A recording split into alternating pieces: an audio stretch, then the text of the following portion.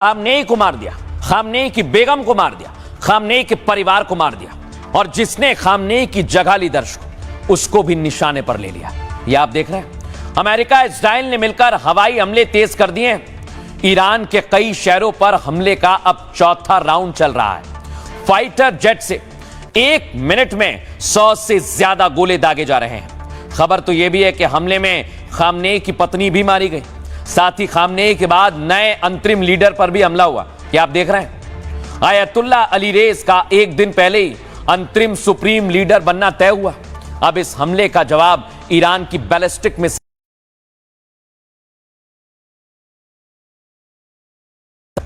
US और Israeli military base पर 500 से ज्यादा हमले हो चुके हैं और इस हमले में ईरान ने अपने कई बैलिस्टिक मिसाइल गंवा दिए हैं। रिपोर्ट्स के मुताबिक ईरान के पास अब 1500 से 2000 मिसाइलें बची हैं, लेकिन जंग में ईरान किसी भी हाल में पीछे हटने को तैयार नहीं है। अब ईरानी शासन अपने अस्तित्व बचाने की लड़ाई लड़ रहा है। ऐसे में अगर परमाणु हथियार बना लिया होगा तो अंजाम पूरी दुनिया देखेगी कि there is nothing to lose. जो कुछ हमारा होना था सो हो लिया।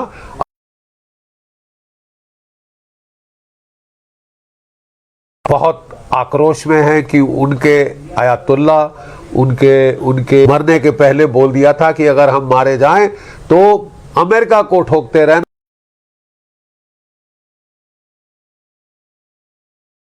ताकि इजराइल और अमेरिका अपने जो इंटरसेप्ट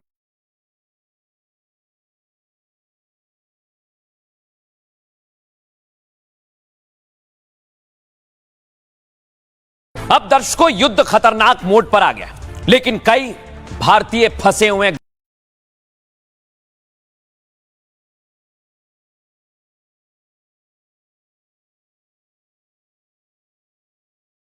भारतीयों की मदद कैसे की जा रही है। प्रधानमंत्री नरेंद्र मोदी ने क्या बात की है क्राउन प्रिंस से, यह भी आपको बताऊंगा, लेकिन पहली तस्वीर दिखाइए जरा। ये आप देखिए बहरीन तक में हमले हो रहे हैं, यानी गल्फ कंट्रीज में कई भारतीय फंसे हुए हैं। दिखाइए जरा कैसे हमला किया गया।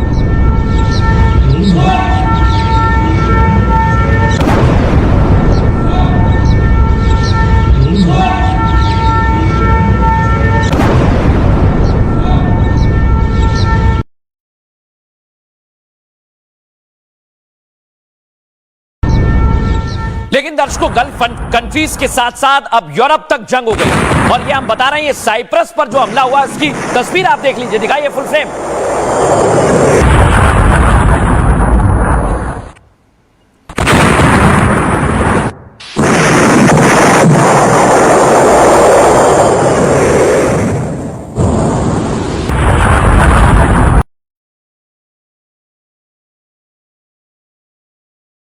ये आप देखिए दुबई एयरपोर्ट पर कैसे हमला किया गया, यात्री भागने लगे। दिखाइए जरा इस तस्वीर को।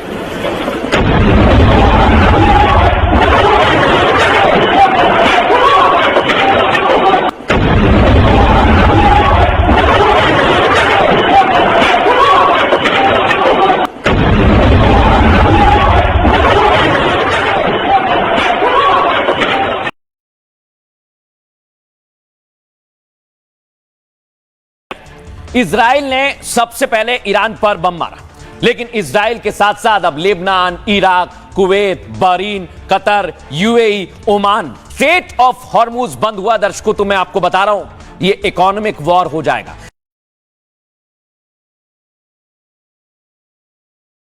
मिडिल ईस्ट में स्ट्रेट ऑफ हॉर्मुज की तरफ दुनिया की निगाहें एक बार फुल पर खतरा है। इधर समंदर में तेल के ठिकानों पर बमबारी की जा रही है और ये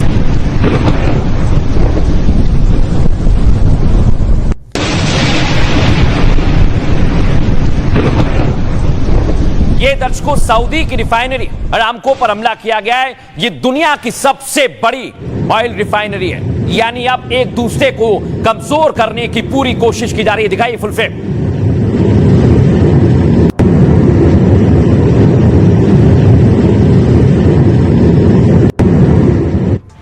लेकिन दर्शकों आपने सोचा कि सऊदी में पहले अमेरिकी बेसिस पर हमला हुआ, लेकिन अब तो ऑयल रिफाइनरी पर हमला हो गया।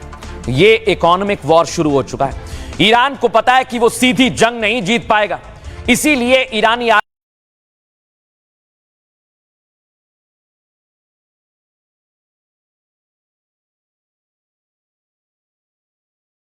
ऑयल रिफाइनरीज हैं, डिफेंस फैक्ट्री है, इसके अलावा अमेज़न की डेटा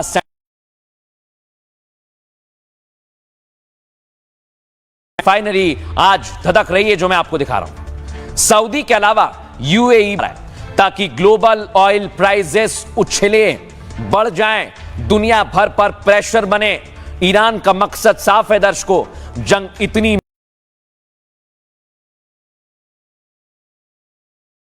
को इकोनॉमिक प्रेशर नहीं बना सकता है, क्रिएट नहीं कर सकता है, इसलिए वो यहां हमला करके दबाव बना रहा है। इसके लिए ईरानी साइबर टीम ऑयल पोर्ट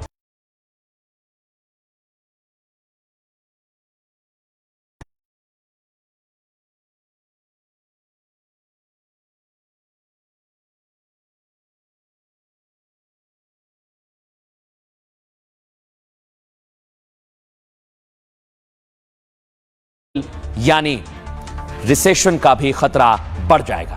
लेकिन दर्शकों, आपको बताऊं मैं, ये स्ट्रेट ऑफ हॉर्मुज इतना महत्वपूर्ण क्यों है, इसके बारे में आपको जानकारी देते हैं। मैप पर तो हमने समझाया, लेकिन ये कितना महत्वपूर्ण है, आइए ये आपके सामने। इस बीच खबर यह है कि ईरान ने स्ट्रेट ऑफ हॉर्मुज को बंद कर दिया है। दर्शकों देखिए जरा, हॉर्मुज स्ट्रेट को हम हॉर्मुज जल डमरू मध्य भी कहते हैं, इसे समझिए। इसके बंद होने से इस रास्ते से व्यापार थम सा गया है। हॉर्मुज स्ट्रेट के दोनों तरफ जहाजें अटके हुए हैं, जहाज अटके पड़े हैं, दोनों तरफ सैकड़ों की संख्या में जहाज अटके हुए हैं। पड़ेगा, भारत भी इससे अछूता नहीं रहेगा दर्शकों। हॉर्मुज के रास्ते दुनिया भर का कच्चा